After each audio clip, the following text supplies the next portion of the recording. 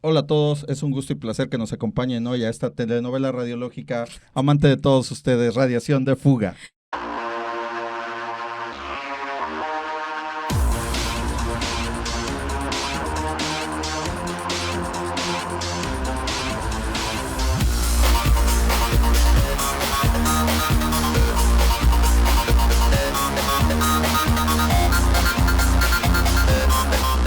Radiación de Fuga.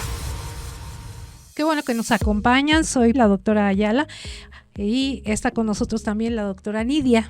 Hola, un saludo a ustedes, amigos, Patti, Rafael, un gusto, una emisión más de Radiación de Fuga. Y pues aquí a ustedes, fuguitos, ¿verdad? Fuguitos, fugotes, fugotos. Que nos escuchan. Fugados. Que nos escuchan, pues bienvenidos. Esta es una emisión donde vamos a hablar de muchos temas de interés. Bueno, a ver, una de las cosas que antes que nada creo que hay que agradecerles es que ya empezamos a subir un poquito más las suscripciones. Qué bueno que nos están visitando en las redes sociales. Síganle cómo van, chicos, ahí vamos. Y hoy queremos platicar a ustedes de cositas como uno de los temas que es la isquemia intestinal. La isquemia intestinal es una urgencia absoluta. Yo creo que la doctora Nidia nos va a platicar un poquito de eso.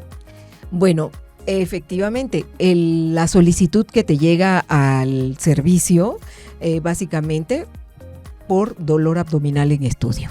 Cuando dolor abdominal no es un diagnóstico, es un síntoma, ¿no? Entonces empiezas y te están pidiendo el ultrasonido de abdomen integral. Y dices, a ver, como de qué es el dolor, ¿no? Y entonces resulta que el interno ni tan siquiera te sabe solicitar el estudio o qué es lo que está sospechando. O a veces tienes el problema de que la sintomatología es tan vaga que no sabes por dónde empezar. Sí, y se puede confundir, ¿no? Con otro tipo de cuadros, entonces hay que ser muy puntuales en que hagan bien la historia clínica. En la institución inicialmente pues empezaron con un paciente de la tercera edad que llega con dolor abdominal en estudio y efectivamente le mandan una serie de radiografías de abdomen en bipedestación y en decúbito. Obviamente el paciente pues no se puede levantar, es tanto el dolor que no puede estar en bipedestación. Entonces, ¿qué recomendamos? Recomendamos precisamente una proyección de abdomen con decúbito lateral con rayo horizontal. Así es. Precisamente en búsqueda efectivamente de la presencia de aire libre en cavidad abdominal, ¿no?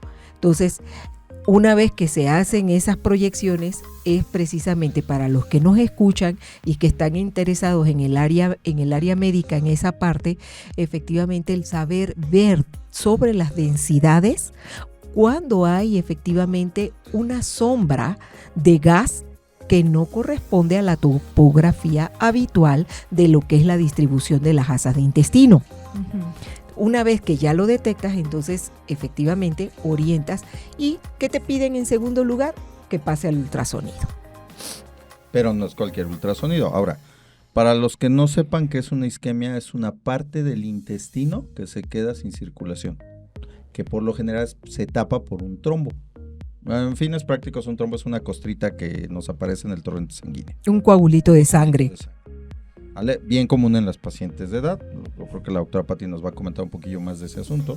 Sí, bueno, con la edad los vasos sanguíneos se van haciendo primero más delgados, segundo por las enfermedades crónicas que pueda tener el paciente, puede tener aterosclerosis, y la misma aterosclerosis hace que se formen pequeños coágulos de sangre que se acumulan en las paredes y que se pueden desprender, y entonces eso, el que se desprenda un trombito de esos puede tapar una arteria de menor calibre. Y entonces eso provoca una isquemia intestinal. Por ejemplo, otro lado, los diabéticos, los hipertensos tienen daño vascular, sus venitas se van adelgazando, las placas musculares, y eso les va condicionando cierto daño.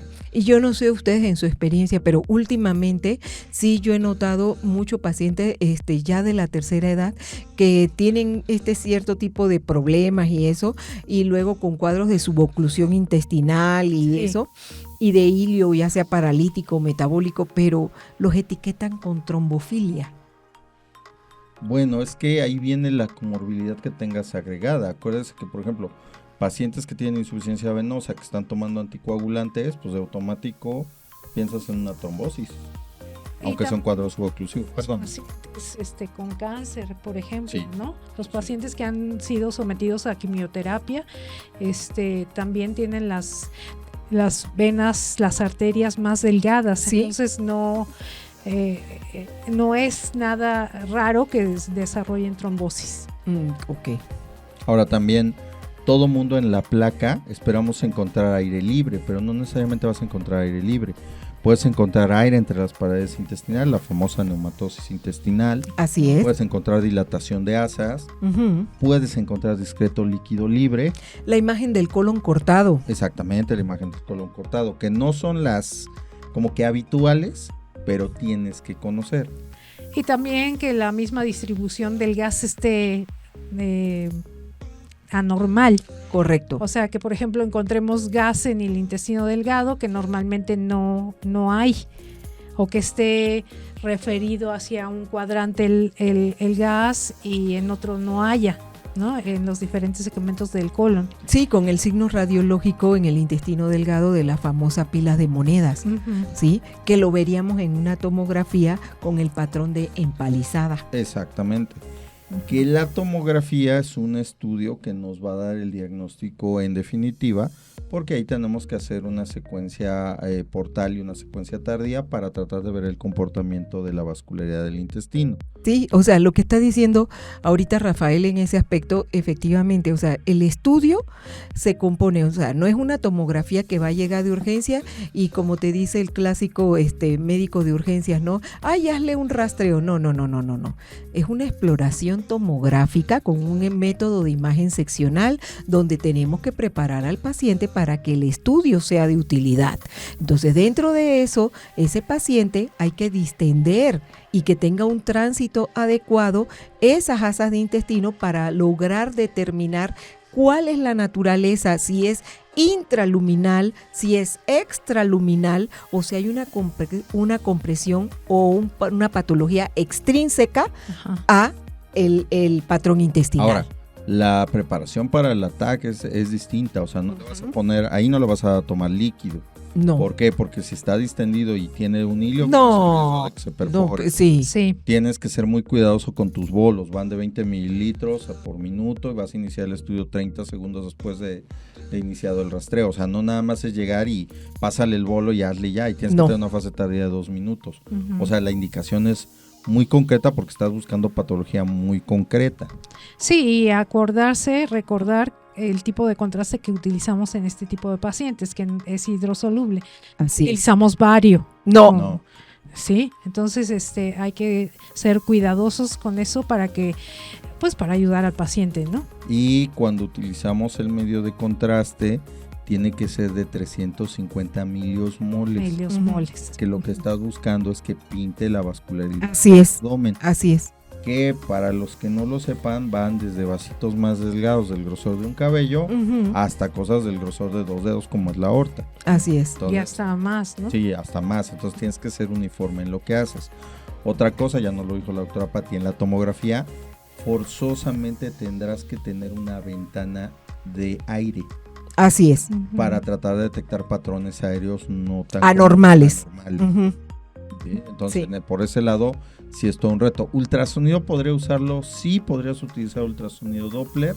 El problema es que en ese momento no es tan usable No. por la condición de tu paciente. Además, sabemos que finalmente, mira, el ultrasonido es operador dependiente, pero hay una cosa bien importante. Si el paciente ya tiene una complicación adjunta, como una perforación intestinal, sabemos que el aire es enemigo precisamente del ultrasonido. Sí. Entonces, te dan imágenes que luego se distorsionan. Entonces, realmente creo que el estudio de utilidad de primera instancia, haces una radiografía de abdomen simple y lo puedes pasar a un método de imagen seccional como es una tomografía multicorte. Es un estudio que le va a servir de mucha información si está sospechando finalmente hay antecedentes de algo circulatorio y ya lo estás metiendo con la sospecha de que puede ser una isquemia intestinal de tipo con algo en compromiso de la vascularidad, pues sabes que vas a hacer un estudio contrastado y que lo tienes que hacer trifásico, que va a empezar con una fase simple, con medio de contraste por vía oral, lo que tolere el paciente, porque no vas a sobrevivir. Sí tolera, porque si lo ves muy distendido, no le metas contraste oral. Exacto. O sea, no le metas líquido. Hay quien deja el contraste oral, hay quien mete solo líquido, pero la verdad es que si está distendido, no lo hagas. Uh-huh. Sí, con la distensión que tienes más que suficiente para poder ver los vasos de las estructuras intestinales. Y bueno, y la pregunta surge aquí, ¿no? ¿Y cómo lo determinas? Precisamente por eso tienes las placas simples de abdomen, para ver cómo está la distribución del aire en ese patrón intestinal. Doctora, pero es que no sirve mi estudio de rayos X. Bueno, el escanograma también te lo da. Claro. Para los que no sean médicos, el escanograma es como que una foto exploradora que tiene el parecido a una radiografía. Nos sirve para planear de dónde a dónde vamos a hacer el estudio, pero también nos orienta sobre cómo está el abdomen. Exacto, no, y lo puedes ver precisamente con el paciente en AP y en PA, y también lo puedes ver en lateral. Entonces, eso en decúbito lateral, y eso te puede permitir el determinar cómo está ese patrón intestinal. Ahora, también recordemos que al menos en la tomografía no necesariamente vas a ver forzosamente un tejido isquémico. No. Dependiendo del tiempo de evolución. Exactamente. Yo creo que la doctora Nidia ahorita nos va a platicar, pero digo, lo ideal es que veas un patrón isquémico, es decir, veas pedazos de intestino donde se interrumpe la vascularidad. Eso sería lo ideal. Pero yo creo que ahorita la doctora Nidia nos va a platicar qué otra cosa se puede modificar. No, pues efectivamente en ese aspecto tú te das cuenta, hay una parte donde tú ves la arteria y la vena mesentérica y tienen una relación de tamaño. Se invierte esa relación de tamaño y entonces ves efectivamente, es más, dependiendo en el estudio contrastado, en la fase venosa, puedes lograr detectar de repente el trombo dentro de del vaso mesentérico. Porque en teoría la relación debería ser 2:1. Así es. Arterial, así 2, es. vena 1. Así es. Porque acuérdense que la vena se comprime. Pero como ya tienes un compromiso, puede ser 3:1. Es decir, vas a ver una supervenota y una arteria pequeña. O sea, se invierte completamente. Sí, se invierte. También, por ejemplo, puedes ver engrosamientos murales que si no te pones vivo los puedes confundir con tumores y no son tumores. No. Son las zonas de degradación que tiene ese territorio isquémico. Donde está sufriendo el tejido. Y acuérdense también que cuando hacemos este tipo de estudio, pues también vemos las placas de ateroma calcificadas en el trayecto arterial, pues de casi todas las principales y las que siguen en tamaño, ¿no? O sea, no es raro ver muchas placas de ateroma, no las confundan con otras cosas y hay que seguir el trayecto de los vasos para ver a dónde se interrumpen, ¿no? Entonces no está de más hacer un repaso y efectivamente identificamos desde la arteria aorta, vamos viendo las ramas cómo van saliendo, el tronco celíaco, la arteria mesentérica superior, quienes salen de la mesentérica superior, hacia qué parte del intestino se orientan y seguimos en el descenso, arteria mesentérica inferior y de allí vamos a ver la bifurcación hacia las ilíacas. Pero sí es importante las renales. Siempre, las renales. Siempre es importante, efectivamente, que nosotros podamos ver la distribución en lo que vendría siendo a nivel del epiplón hacia las porciones de los segmentos intestinales, porque seguramente esa parte va a estar hipoperfundida. Ajá. Ahora, una de las cosas que a ustedes tal vez les llame la atención es, bueno, ¿y qué onda con las renales? ¿Por qué las renales no se afectan tanto? Por la alta presión que manejan. Ujú. O sea, es muy raro que se te dé una trombosis de vena renal. Así es. Sí. Sí, por la superpresión que manejan, pues ellos, para que lo tromboses, tiene que pasar un evento muy catastrófico. Por eso es que no les da. Otra cosa que también nosotros tenemos que tener cuidado, sobre todo en las mesentéricas superiores, es que puede haber infartos a órganos Ujú. abdominales. Así es. Hígado y vaso, principalmente vaso. ¿Sale? Entonces no está de más echarle un ojito durante nuestra ataque contrastado. También puede haber infartos en vaso, ¿no? O sea, Sí. no son tan comunes, pero sí se llegan a ver. Entonces hay que aprender a distinguirlos. Eso es verdad. Ahora, Y diferenciarlo de lo que podría ser un hematoma subcapsular. Claro, claro, claro. ahí bueno, tendrías que tener el antecedente, por ejemplo, si el paciente tiene hemofilia, discrasia sanguínea, Ujú. trauma cerrado de abdomen. Sí. También los pacientes de edad, los adultos mayores, cuando se accidentan, esa es también otra de las cosas, pueden hacer isquemia tardía Sí. con lesión aórtica. Eso es cierto. Es cierto. ¿Vale? Resonancia magnética, sí y no. ¿Por qué sí y no? Sí, si la tienes disponible como de urgencia, que hablan honestamente en nuestro país es rarísimo. Ujú. Yo creo que solamente los grandes institutos podrían decir si la tengo de urgencia. No, porque el patrón de aire no te va a permitir verse de una manera tan adecuada como en la resonancia como en la tomografía. Así es. O sea, ahí sí queda de ver un poquito. ¿Sale? Sí, o sea, la tomografía es el estudio como de elección, ¿no? Sí. Es el... Y se le puede Voy. sacar mucho provecho. Ajá. Sí, digamos que en orden de utilidad empezaríamos placa simple, Ujú, como el Ujú. estudio explorador, ujú. y de ahí tomografía. Sí. Ultrasonido, a lo mejor tal vez como ya dijimos, para cosas raras como la lesión a Ujú.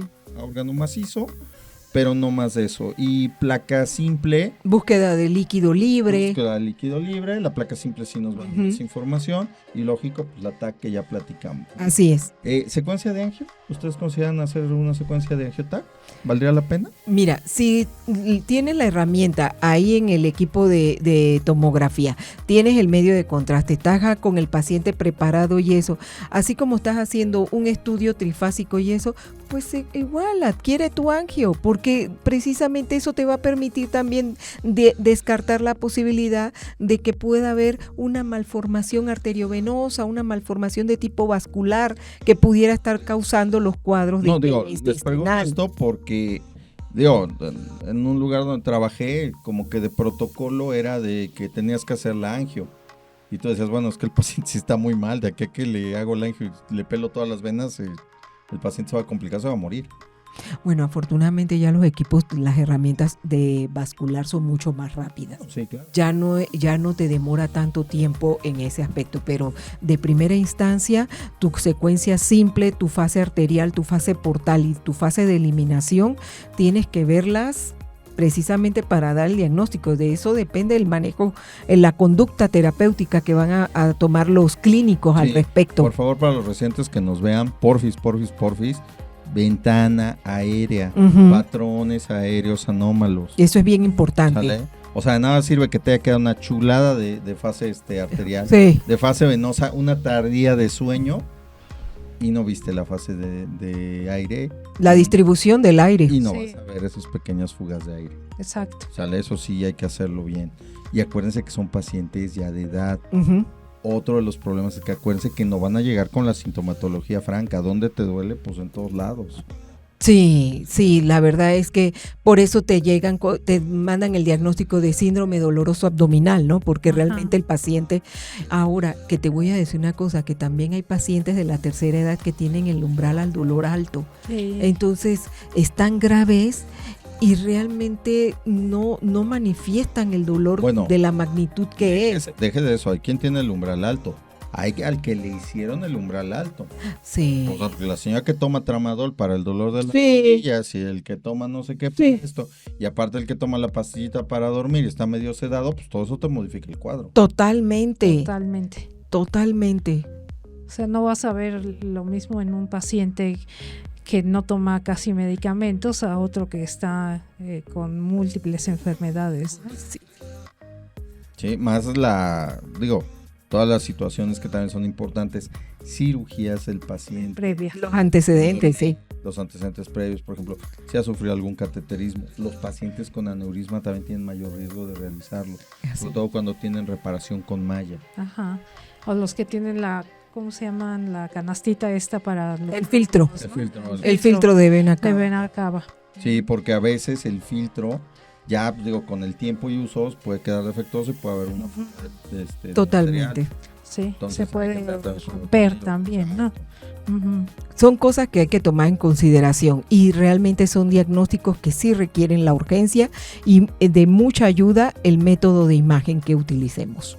Sí. ¿Vale? Radiación de fuga. Bueno, yo les voy a decir un pequeño paréntesis. Hay una cosa que me llamó la atención y quiero que ustedes, amigos míos, me ilustren Manden. acerca de scan ansiedad. Ah, esa es buena.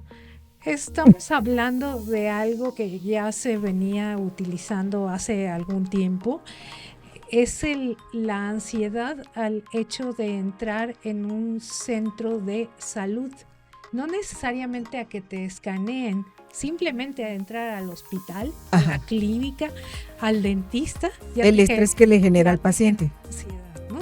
Entonces se le conoce así como scan ansiedad y se puede dar en cualquier edad, cualquier sexo, en cualquier momento de la vida. O sea, puede ser que antes no lo haya sufrido y ahorita lo esté sufriendo, ¿no? Ah, ok. Entonces, claro que la mayor parte de las personas sufrimos, porque me incluyo, por ejemplo, cuando voy al dentista, Ay, sí. sufro ansiedad, nada más del hecho de imaginar la fresa. Uy, Entonces, sí, Yo me quedo dormido. tanto, bueno, es que eso es un mecanismo de escape también. Yo me quedo dormido, o sea, yo oigo el ruido de la fresa a dormir y hasta que acaban de hacerme lo que me tengan que hacer. Wow. Pero hay quienes simplemente por el hecho de pisar la clínica, el gabinete, el laboratorio, ya están teniendo ansiedad, y el simple hecho de que estén desarrollando ansiedad por entrar en el lugar hace que sus niveles de frecuencia cardíaca, de tensión arterial, todo se modifica. Sí, o sea, Sí, el paciente está sudoroso. una variante de la ansiedad es el síndrome de la bata blanca, o sea, que tú ves, por ejemplo, al doctor y te sube la presión. Ah, entonces los niños también tienen eso, porque ves al niño y lo saludas. Hola, ¿qué tal? Pero sabes que, o sea, también si trabajas, por ejemplo, en un laboratorio que tiene gabinete y el paciente va a las dos cosas, ay, que te lo pasen primero a ti. Ay, sí, a mí me estresa eso, me estresa. O sea, que te lo pasen primero a ti porque tú no lo vas a picar. No, claro que no, exacto. No lo vas a picar. En cambio, la química Ajá. o la enfermera lo va a picotear y entonces ya llega contigo. Predispuesto. Sí. Sí, venía. Sí. Pero es que... Bueno, vamos a yo no ver. sé si les pasa a ustedes, pero luego me ha pasado que yo estoy escuchando así el llanto de un infante afuera, desquiciado, llorando. Así es. Y lo primero que pienso, yo estoy haciendo un estudio de otro paciente y ese digo, que por favor ese no sea para mí. Yo creo que todos Llega la suerte de los dioses. Ah, no, sí. Y es tuyo. Sí, porque a mí me todos tocan. pensamos lo mismo. Sí, porque a mí O sea, me sí. tocan los chiquitines. Y la verdad, honestamente, te voy a decir una cosa. Soy de las doctoras que tengo que si la paletita, que si el juguetito, para calmarlos. Pero sí me pone de estrés el que el chiquitín, oye, los he visto, llegan luego felices, nomás los pasan a la parte de la toma de muestra y no, se monstruosean los No, niños. pues sí, pero es que cualquiera pega de gritos y te van a Sí. en el brazo. Espérate. Encuentran la vena a la primera, Sí, no. es Que terrible. ya te sondearon porque necesitas no sé qué, o que ya Sí. te mandamos para el cultivo de no sé dónde. Pues, Entonces, ¿estás de acuerdo que cuando ese niño llega conmigo, no, lo Sí, último no, que quiere, ya. por muy buena gente que yo me vea? ya no veo quién la hizo, sino quién la paga. Así es, y a mí eso yo estoy totalmente de acuerdo contigo, Pati. Si tienen un estudio de imagen para el paciente pediátrico y también tiene laboratorios, primero, o sea, hay que ser empáticos con los pacientes. Pásalo primero Pero- al método de imagen. Bueno, pero le voy a decir una cosa también. No nada más los niños.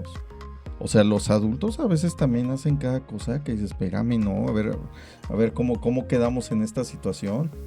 Digo, a mí me ha pasado pacientes varones que, oiga, doctor, ¿me tiene usted que hacer el estudio transrectal? Sí, señor, es que fue lo que ordenó su médico. Oigan, pero sí me va a doler. No, mire, va al gelecito, lleva esto y aquí y acá. Oye, ¿qué pasa si no me lo hago? Bueno, es que usted está en todo su derecho de no hacérselo. No, pero es que me lo pidió mi doctor. No, bueno, sí, bueno, deme 2 minutitos.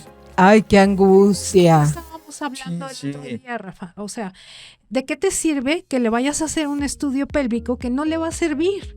No, sí. ¿No? No, pero por ejemplo, me refiero para los transrectales. No, sí, o sea, sí, por eso lo digo, porque el estudio transrectal de próstata te aporta muchísima más información que un ultrasonido pélvico de próstata. No, sí, yo creo que por el lado racional sí lo entiendes. Por el lado de la ansiedad, bueno, es a donde te truenas. Pues sí, pero Dígame que a veces hay mujeres que en un endovaginal, que es un estudio pues relativamente más común que un transrectal, no les da ansiedad. No sé si contar esta anécdota, pero me tocó ver a una paciente que era pues religiosa. Entonces le mandaron un endovaginal. Sí. Y pues ella cuando terminamos el estudio me lo dijo así: doctora, este es el estudio más espantoso que he tenido por el que he tenido que pasar. Así me lo dijo. Qué delicado. Sí, o sea, es que pues no todos están preparados ni física ni psicológicamente para ese tipo de estudios, ¿no? O sea, el médico se los puede explicar y hay muchos médicos que no lo explican. Así. De hecho, hay muchos médicos que mandan al paciente para que se haga el estudio y no les explican qué les van a hacer. Estamos de acuerdo que ahí tu ansiedad se va para arriba. Sí. Porque cuando llegan contigo, Ajá. pues digo, por más buena onda que quiera hacer, pues le tienes que decir, señora, voy a introducir. Ajá. Y la señora así como de, a ver, espérese, nadie me dijo que había que introducir. Sí. Eso te aumenta la ansiedad. Pero mira, ahí es donde trata uno de ser un poco más empático con la paciente, ¿no? Porque sí me tocan de la tercera edad, precisamente porque van a su consulta ginecológica y dentro de su examen, aparte de sus perfiles ginecológicos, hormonales, también les mandan para valorar cómo está útero y ovarios, como cribaje. Uh-huh. Y mira que el explicarles un consentimiento informado, porque tienes toda la razón, el médico tratante no les explica, les manda solamente la receta con la indicación del estudio. Pero ya cuando le explicas a la paciente y su carita, ¿no? Luego te das cuenta de la carita. No, es como, mire, es como si fuera una sonda que le voy a introducir con una lupa en la punta, y de esa manera van a poder valorar efectivamente más de cerca el útero y los ovarios. Es por eso que lo vamos a hacer así. ¿Qué sensación va a tener usted? ¿Usted le han hecho alguna vez el Papá Nicolau? Ah, sí me han hecho. Ay, siempre me maltratan, ¿no? Uh-huh. Y le digo, tranquila, aquí voy a introducirlo, es la sensación de que hay algo allí, pero no le va a doler. Y hacerlo de esa manera, es como entonces sí, no te creas, y luego se pone intensa. A ver, respire profundo, saque el aire, y de esa manera tratar un poquito más, porque... De amortiguar, sí, ¿no? Sí. Un poquito también, la sensación. algo que les da también mucha ansiedad a los pacientes, la resonancia. Ah, sí, totalmente. La rueda, ¿no? La claustrofobia, la resonancia es... Pero fíjate que ahí yo aplico la tuya que me dices cuando vas al odontólogo. Yo, por ejemplo, los estudios de resonancia, cuando me ha tocado que me los hagan, voy lo más cansada que pueda, porque me acuesto, me acomodan, me ponen la antena y todo, y se murió la doctora Nidia. Me duermo, como si me descerebrara. Buen consejo, yo también lo hago. Cuando Sí. me ha tocado hacerme resonancia magnética, lo voy a decir enfrente de todos, me desvelo a propósito para llegar muerto. Sí. Me tienden la camita, me dicen, ¿te vas a quedar ahí Sí. X tiempo? No, ni lo siento. Sí, me acomodo y no saben de mí hasta cuando ya siento que llega el técnico y dice, doctora, ya termina. Es feo que te despierten. Sí. Ay, perdón, ya estaba yo en el quinto sueño. Bueno, te eso lo sí juro. pasa en el quinto sueño, pero Sí. Ay, perdón. Lo siento. No, Pati, te lo juro, hasta sueño. ¿Sí? Sí, sí. El resonador. Pero, sí. Yo lo Pero digo. lo hago de esa manera para no estresarme pensando en que tengo la antena encima. No. O Por la eso- claustrofobia. Por eso no les da risa cuando ven en la televisión los programas esos de médicos que ponen al paciente en el resonador y tú dices, ¿y la antena? Así. ¿Dónde está la antena? No le ponen No le antena. ponen antena. Para más referencias, ver nuestro podcast sobre series médicas. Pero a ver, explíquenle al paciente, a la gente qué es la antena, porque uno lo dice así comúnmente y pues ya se van a Es un aparato que está en contacto con tu cuerpo para poder adquirir la información para el estudio. Ajá. Si no hay antena, pues no hay información, no puedes pasar esa información. Eso tiene que ver también con el principio físico de la resonancia magnética.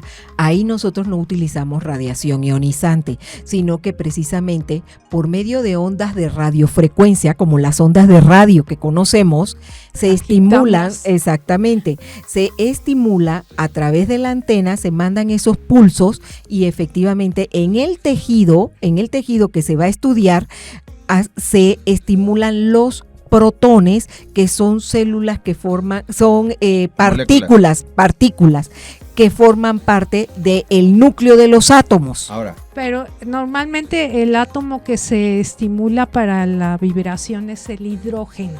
¿Por qué? Porque nosotros estamos formados casi en un 70-80% de agua. pero para que ese milagro exista, tienes que tener un generador que emita la señal y una antena de contacto para que la reciba. Así es. Entonces, por eso es que a veces nos da esa situación. Ahora, si es claustrofóbica la resonancia, sí, porque Sí. los tiempos de adquisición del estudio son mucho más largos. Es el Sí. estudio que más tarda.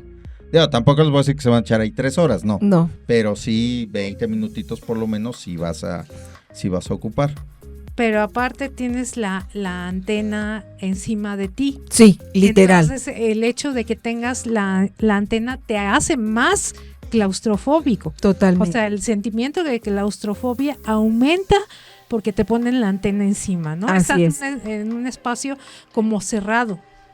Y aparte el resonador emite sonido, entonces te ponen, Sí. incluso te ponen tapones para los oídos. Ah, bueno, pero eso es por el punzo. Es que So, soy un pum, pum, pum. Ajá. Y a veces es molesto, pero vaya, eso sí genera ansiedad. Otra cosa también que a veces genera ansiedad, pero ahí también hay que decirlo, a veces es culpa de uno, es el miedo que tienes cuando te tomas un estudio y ya tienes algún síntoma. Porque la primera cosa que piensas es o es cáncer o me va a... No. Además, mi amor, actualmente con toda la tecnología que tenemos a la disposición, ese paciente ya entró como a 20,000 páginas de Mr. Google y entonces todos acuérdate que primero son lo malo. Sí. Entonces ese pobre paciente ya va predispuesto pensando 20,000 y una cosa acerca de su patología. Miren, lo que les voy a decir es un consejito de cuates. Lo peor que pueden hacer es ver a su vecinito Google, Ujú. ver a su vecinito ChatGPT, y no porque sean malos. No, O sea, como herramientas bien empleadas son maravillosas. así es. El pero es que el paciente no tiene esa capacidad técnica para discernir o el entrenamiento que tiene para discernir. Es como si nosotros quisiéramos construir una casa, ahorrarnos el arquitecto y dejarle todo a Google. De que puede salir, puede salir. ¿Cómo va a salir? Ese era el otro problema. Aquí me- Entonces, disminuyan también este factor de ansiedad. Déjenselo a la persona que sabe.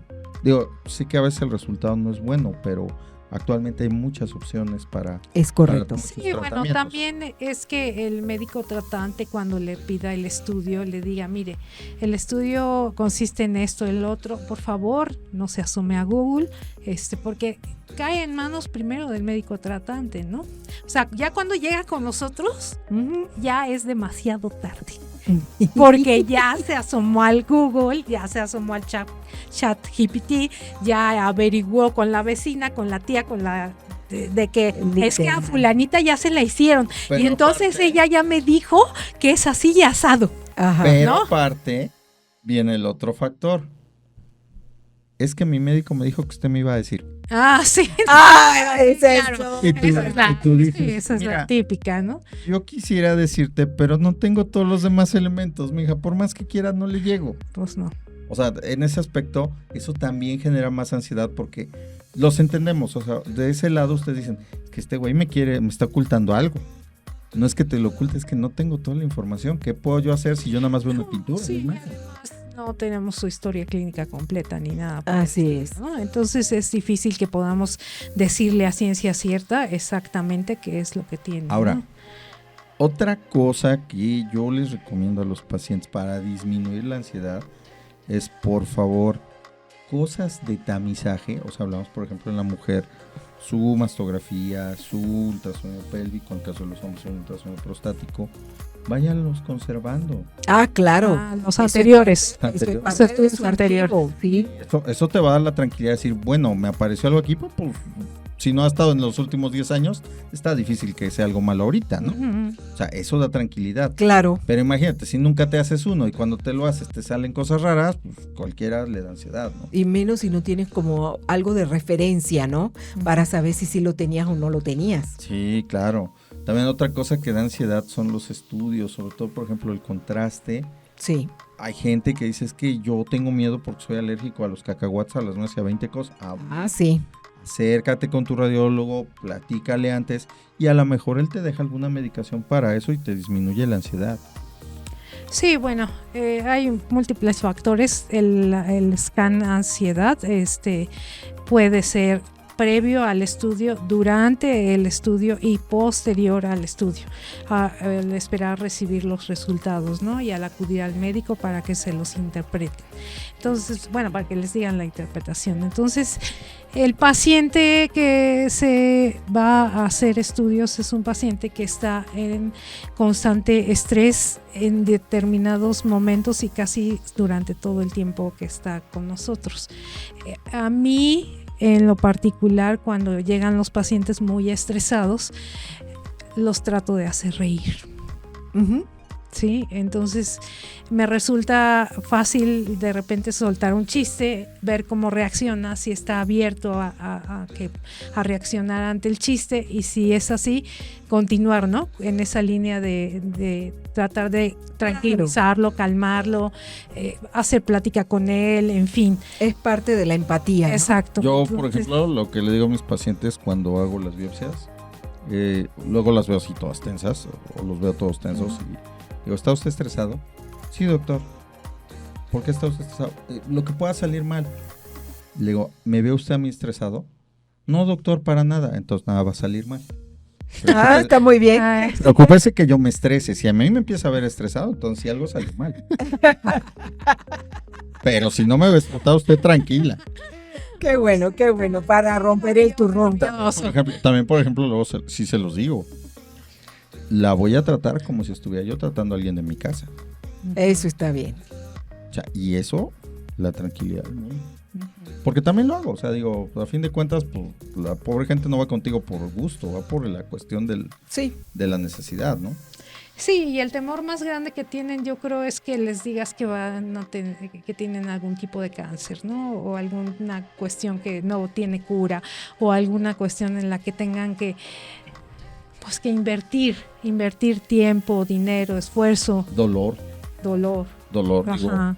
hay Sí. gente que la inversión a lo mejor no es tanto económica, pero sí física. Ajá. Pero hoy en nuestros medios es una cosa impresionante, parece realmente como si fuera epidemia, pacientes oncológicos en los servicios de imagen seccional, es una cosa, y no me vas a dejar mentir, Rafael, o sea, la cantidad de pacientes del diario, prácticamente del total de pacientes que haces en estudios de imagen seccional, tomografía, resonancia magnética, fácil, el 80% son pacientes que tienen neoplasias.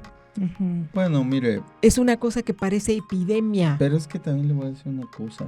Y claro, no es crítica mala onda, ¿eh? La medicina de la prevención No existe, no existe. no existe. Y no existe por ningún lado. O sea, ¿a qué me refiero con esto? El sistema de salud mexicano está hecho para tratar, no para prevenir. ¡Hostia, que no es el de Dinamarca! Ojalá fuera Dinamarca. Digo, ojalá fuera Dinamarca. Le voy a decir algo que es, ¡Ups! Se que me es- salió. que es triste. Mire, cada año ellos, por ejemplo, mandan una carta para que te hagas tu tamizaje, tu screening, ¿sale? Fíjese, si tú llegas y te lo haces año con año y te sale una neoplasia, el Estado te paga todo, porque ellos absorben que fue culpa del Estado. Ok. Pero si tú no vas un año, tú tienes que pagar el resultado. Ok. Porque ahí fue negligencia tuya. Entonces es un dar y dar. ¿Sí? Sí, Aquí en México, ¿cómo? sí, no. O sea, yo quiero que agarre a 40 gentes de la calle, hombre, mujer, y le diga, ¿te has hecho un ultrasonido para próstata? ¿Te has hecho un antígeno Pues, prostático si eres varón? No vamos lejos, entre nosotros mismos que somos médicos. ¿Sí? Y entonces, ¿cómo no quieres tener ansiedad? Claro, ¿Santa vida te has hecho algo? claro, es correcto. Bueno, vamos a dejar la ansiedad a un lado. Sí, porque por si no, favor. aquí va a ser depresivo este asunto y la verdad no, ya tenemos suficiente. Visítenos en nuestras redes, estamos abiertos a leer sus comentarios. Gracias a los nuevos seguidores, a los que nos siguen desde antes, de antaño, y saben que estamos aquí para ustedes y por ustedes. Ya prometemos que el próximo programa ya les dejamos el teléfono de contacto para el WhatsApp, ya lo tenemos, ya nada más estamos aquí afinando los detallitos. Así es. Bueno, pues recuerden, este tema de la isquemia intestinal da para mucho más. Si tienen alguna duda o algo, no duden en contactarnos a través de las redes sociales. Y bueno, el tema de escaransiedad ya quede mucho más ilustrada. Esperemos seguir viéndonos, amigo. Y esto fue Radiación de Fuga. Ha sido un gusto haber estado con ustedes y recuerden que mañana es un buen día para diagnosticar. Radiación de fuga.